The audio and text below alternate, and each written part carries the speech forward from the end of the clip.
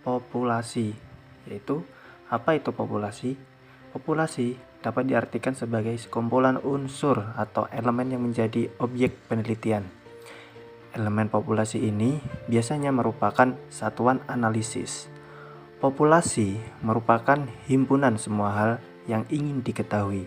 Dapat berupa kumpulan semua kota, semua wanita, ataupun semua perusahaan. Populasi dalam penelitian dapat pula diartikan sebagai keseluruhan unit analisis yang ciri-cirinya akan diduga. Unit analisis adalah unit atau satuan yang akan diteliti atau dianalisis. Nah, berikut ini ada beberapa pengertian tentang populasi, yaitu yang pertama, pengertian populasi menurut ahli, dan yang kedua yaitu populasi berdasarkan jenisnya, dan yang ketiga yaitu populasi berdasarkan sifatnya.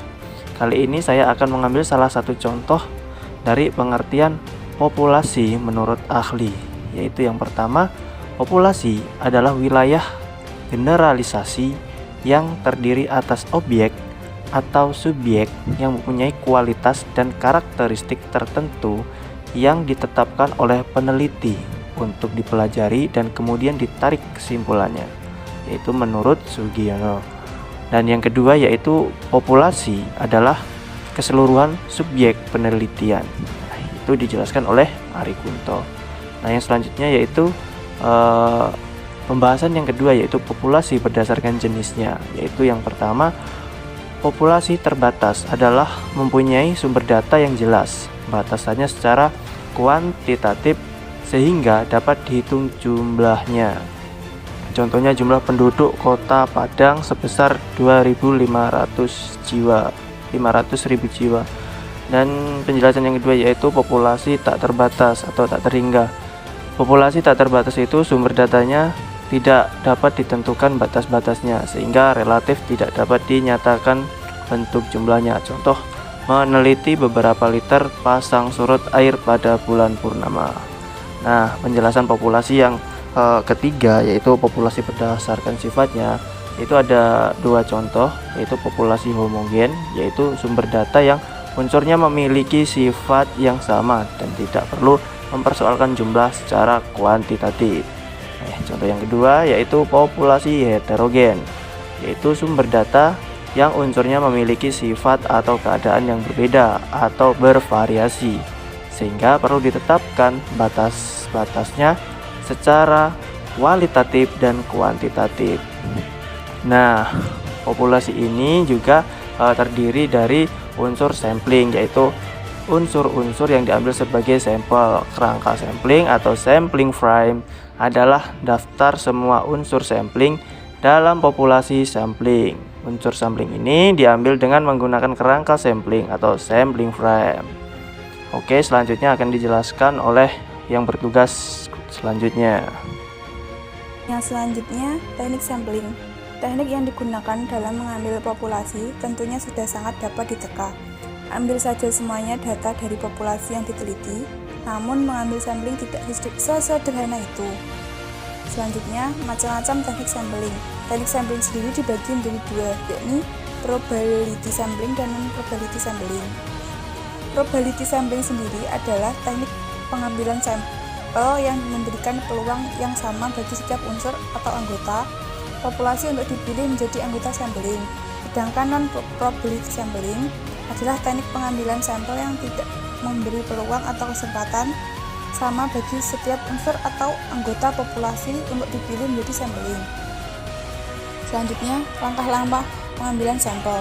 Yang pertama, menentukan target populasi, mendapatkan seluruh elemen unit populasi, menentukan sumber informasi, menentukan jumlah anggota sampel yang akan diambil, menentukan teknik sampel yang akan digunakan. Manfaat sampel dalam penelitian. Manfaat sampel dalam penelitian sendiri dibagi menjadi tiga, yakni penggunaan sampel dapat menghemat biaya waktu dan tenaga. Kedua, teknik sampling dapat menghasilkan penelitian yang lebih akurat dan mendalam. Ketiga, sampling yang tepat dapat mempermudah penelitian. Sekian. Selanjutnya ada sampel. Yang pertama, pengertian sampel. Menurut Suharsini Arkunto, sampel adalah bagian dari populasi atau sebagian atau wakil populasi yang diteliti. Sampel penelitian adalah sebagian dari populasi yang diambil sebagai sumber data dan mewakili seluruh populasi. Menurut Sugiono, sampel adalah sebagian dari karakteristik yang dimiliki oleh populasi. Keuntungan dalam menggunakan sampel yaitu memudahkan penelitian lebih efisien, lebih teliti dan cermat dalam pengumpulan data, serta penelitian lebih efektif. Yang kedua ada syarat sampel yang baik, yaitu ada dua. Yang pertama itu akurasi atau ketepatan, yaitu tingkat ketidakadaan bias atau kekeliruan dalam sampel.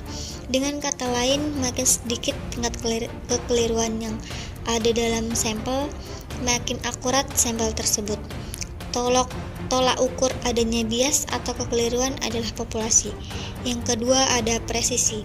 Kriteria kedua sampel yang baik adalah memiliki tingkat presisi estimasi. Presisi mengacu pada persoalan sedekat mana estimasi kita dengan karakteristik populasi. Presisi atau standar error. Nilai rata-rata populasi dikurangi nilai rata-rata sampel. Teknik mode penentuan sampel yang ideal memiliki ciri-ciri dapat memberikan gambaran yang akurat tentang populasi, dapat menentukan presisi sederhana sehingga mudah dilaksanakan, dan dapat memberikan keterangan sebanyak mungkin dengan biaya murah.